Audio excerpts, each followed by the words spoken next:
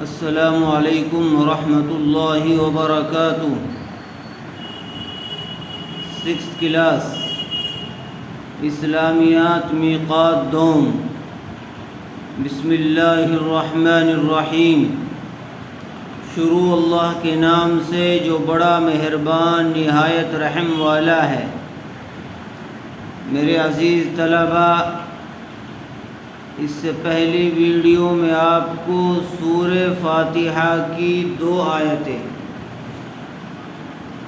تشریح کے ساتھ یاد کرنے کے لیے دی گئی تھی۔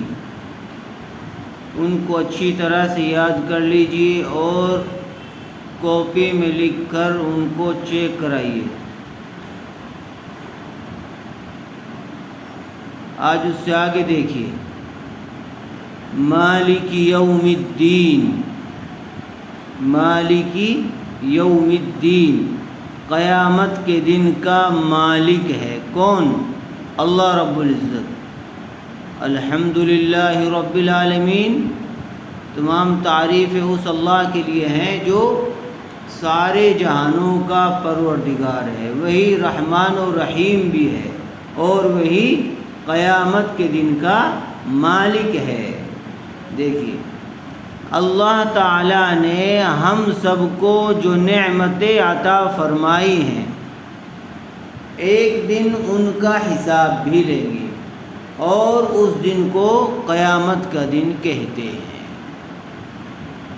دیکھیے پوائنٹ نمبر 1 دیکھیے، اللہ تعالیٰ نے ہم سب کو جتنی نعمتیں اس دنیا کے اندر عطا فرما رکھی ہیں، ایک دن ان سب کا حساب و کتاب بھی ہوگا کہ ہم نے آپ کو فلاں نعمتیں دی تھی، آپ نے اس کا کیا شکر ادا کیا، آپ نے اس کو کس طریقے سے استعمال کیا، آیا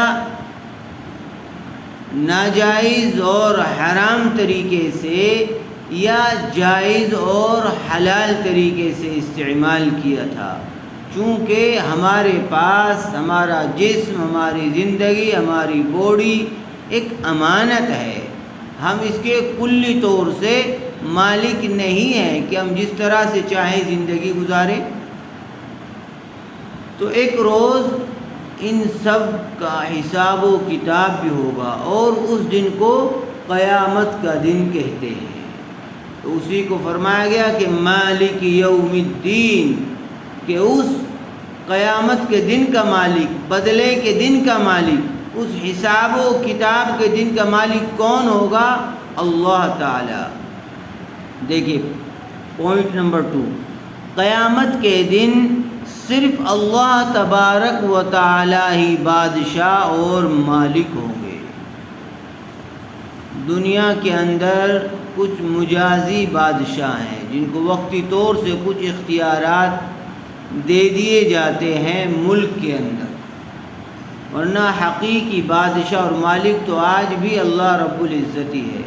لیکن قیامت کے دن کسی کا کوئی اختیار نہیں ہوگا سوائے اللہ تعالیٰ کے، کلی طور سے اللہ تعالیٰ ہی اس دن مالک ہوں گے، بادشاہ ہوں گے۔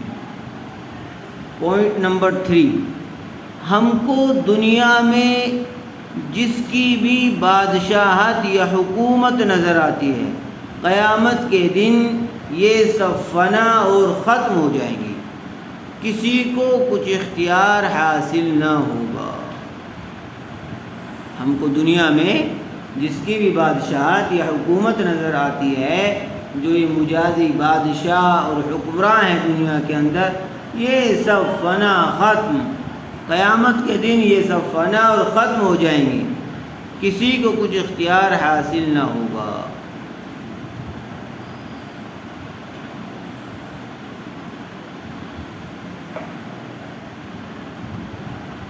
پوائنٹ نمبر 4، جن لوگوں نے دنیا میں اللہ تعالیٰ کی فرما برداری کی ہوگی، اللہ تعالیٰ کے بتلائے ہوئے طریقے کے مطابق زندگی گزاری ہوگی، اللہ تعالیٰ ان کو بہترین بدلہ دیں گے اور ان کو عیش و آرام میں رکھیں گے۔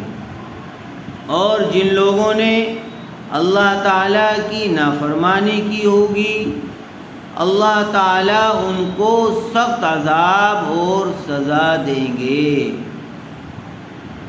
اس لیے انسان کو دنیا کے اندر بہت سوچ سمجھ کر قدم اٹھانا چاہیے، بہت سوچ سمجھ کر کام کرنا چاہیے کہ جو میں کام کر رہا ہوں وہ کہیں ان اصول کے تو خلاف نہیں ہے جو اللہ تعالیٰ نے ہمیں بتلائے ہیں۔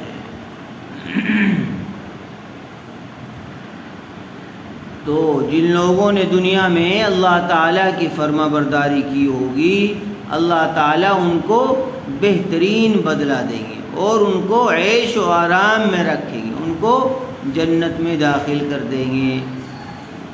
اور اللہ تعالیٰ فرماتے ہیں کہ وَالْآخِرَةُ خَيْرٌ وَأَبْقَىٰ، کہ جو جنت کی نعمتیں ہوں گی آخرت میں وہ دنیاوی نعمتوں سے بہتر بھی ہوں گی اور پائیدار بھی ہوں گی، باقی رہنے والی ہوں گی، وہ کبھی فنا نہیں ہوں گی۔ اور جن لوگوں نے اللہ تعالیٰ کی نافرمانی کی ہوگی اللہ تعالیٰ ان کو سخت عذاب اور سزا دیں گے۔ جہنم کی آگ بڑی سخت ہے، اللہ حفاظت فرمائے۔ ایاک نعبد و ایاک نستعین، ایاک نعبد و ایاک نستعین یعنی اے اللہ ہم تیری ہی عبادت کرتے ہیں اور تجھ ہی سے مدد چاہتے ہیں۔ تو عبادت بھی صرف اسی کی اور مدد بھی صرف اسی سے۔ ہمیں صرف ایک اللہ کی عبادت کرنی چاہیے، اس کی عبادت میں کسی کو شریک نہیں کرنا چاہیے۔